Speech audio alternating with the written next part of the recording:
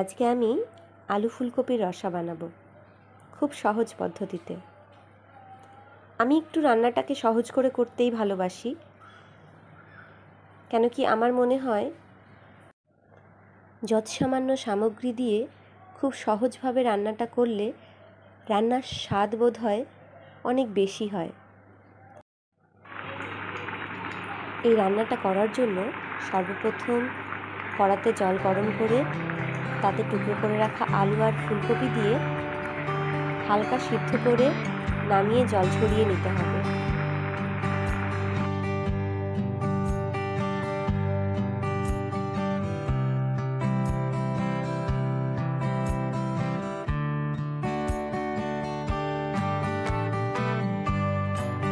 এবার একটা পাকা টমেটো টুকরো করে নিতে হবে।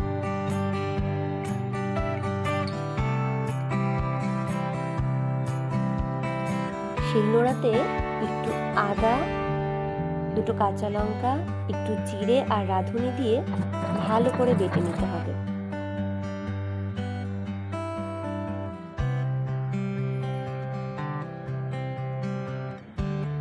এবার একটা পরিষ্কার কড়া গরম করে নিয়ে তাতে দিয়ে দিতে হবে সর্ষের তেল। তেলটা ভালো করে গরম করে নিতে হবে।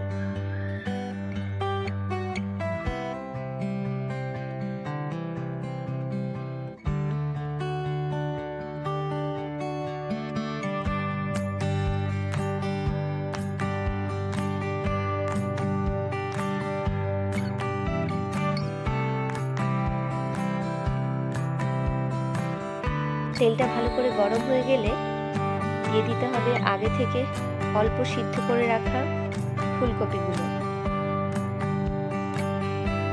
ফুলকপির টুকরোগুলো একটু লবণ হলুদ দিয়ে খুব ভালো করে ভেজে নিতে হবে।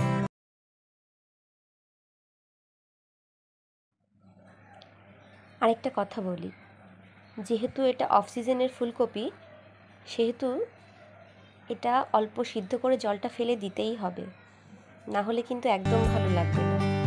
এটা যদি শীতের সময়ের ফুলকপি হতো সেক্ষেত্রে এটা আগে থেকে সিদ্ধ করে নেওয়ার কোনো প্রয়োজন হতো না, ডাইরেক্ট তেলে দিয়ে ভালো করে ভেজে নিলেই হতো। কিন্তু আমি সবসময় ফুলকপি, বাঁধাকপি এ ধরনের সবজি সিদ্ধ করে জল ফেলে দিয়ে রান্না করি। সেক্ষেত্রে এগুলো অনেক বেশি সহজপাচ্য হয়।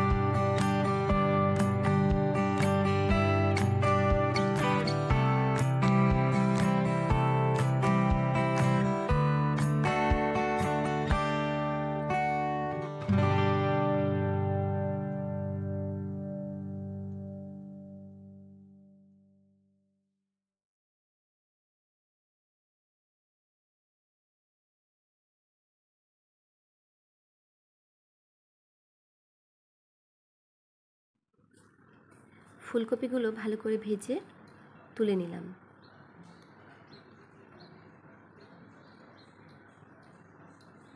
কড়াতে আমার অনেকটা তেল রয়ে গেছে। ওই তেলের মধ্যেই আমি জিরে, শুকনো লঙ্কা আর তেজপাতা ফোড়ন দিয়ে ভালো করে ভেজে নেব। ফোড়নে সুগন্ধ বেরোলে দিয়ে দেব আগে থেকে সিদ্ধ করে রাখা আলুর টুকরোগুলো। আলুগুলো দিয়ে ভালো করে ভেজে নেব।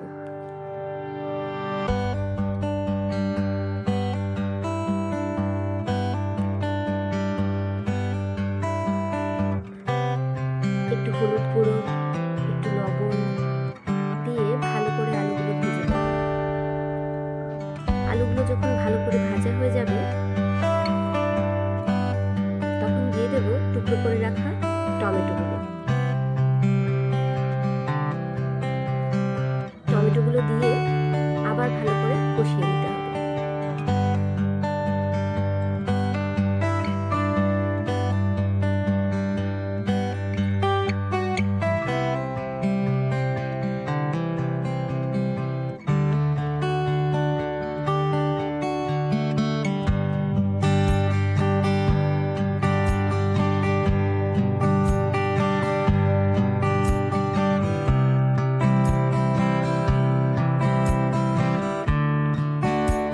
টমেটোগুলো সুন্দর নরম হয়ে আসলে দিয়ে দেবো আগে থেকে বেটে রাখা মশলাটা দিয়ে বেশ ভালো করে কষিয়ে নেব। মশলাটা যখন কষা হয়ে যাবে, সুন্দর ভাজা গন্ধ বেরোবে, তখন দিয়ে দেব আগে থেকে ভেজে রাখা ফুলকপির টুকরোগুলো।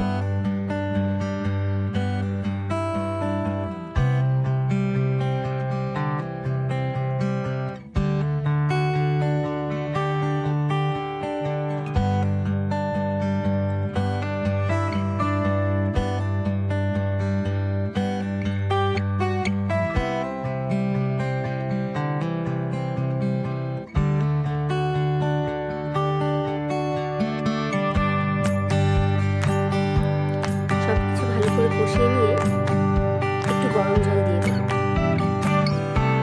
জলটা খুব বেশি পরিমাণে দিতে হবে না, কারণ আলু আর ফুলকপি আগে থেকেই 70% সিদ্ধ হয়ে গিয়েছে।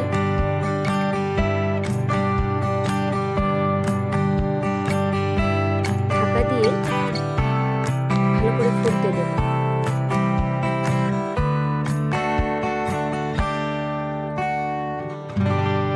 ঝোল ফুটে উঠলে সামান্য একটু চিনি দিয়ে দেব। আমি এখানে সামান্য মিষ্টি ব্যবহার করেছি, যেহেতু আমি চিনিটা একটু কম খাওয়ার চেষ্টাই করি। তোমাদের যেটা ভালো লাগে তোমরা দিতে পারো।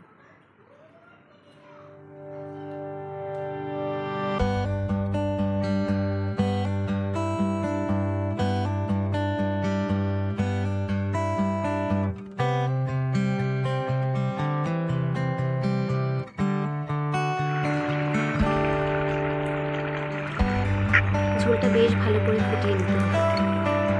ঝোলটা যখন হয়ে আসবে তখন 3টে এলাচ আর একটু দারচিনি আমি শিলনোড়াতে বেটে নিয়েছিলাম।